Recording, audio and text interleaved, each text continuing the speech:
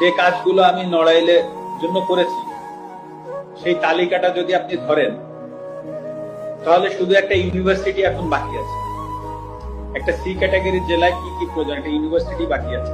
আমার বাবাকেও বলে দিয়েছি যে এটার কোনো বিচার বর্তমান সরকার বা যারাই আসুক বা যারাই থাকুক বা আসুক, হ্যাঁ, তাদের কাছে আমি এটা নিয়ে কোনো বিচার চাইব। কারণ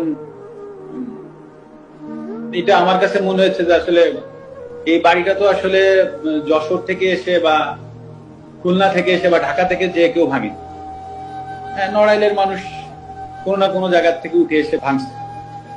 তো আসলে আমি নড়াইলের মানুষের বিরুদ্ধে আর বিচার চাইবো না। তো যেটা হয়ে গেছে ওটা আমি একসেপ্ট করে নিচ্ছি। হয়তো বা আমার কাছে আমি এভাবে একসেপ্ট করে নিচ্ছি যে হয়তো বা আমার কোনো ভুল ছিল, আমি কোনো ভুল করেছি, হয়তো বা তার জন্য ওনারা হয়তো বা এসে ওটা করেছে।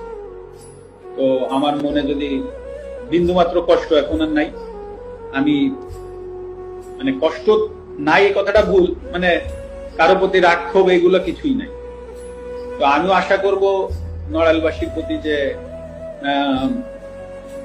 আমার কোনো ভুলে বা কোনো জায়গায় যদি কষ্ট হতে থাকে, তো আশা করি তারা তো একটা স্টেপ নিয়েছে, তারাও আমাকে এই জায়গা থেকে ক্ষমা করবে। এটাই আমি আশা করি, এর বেশি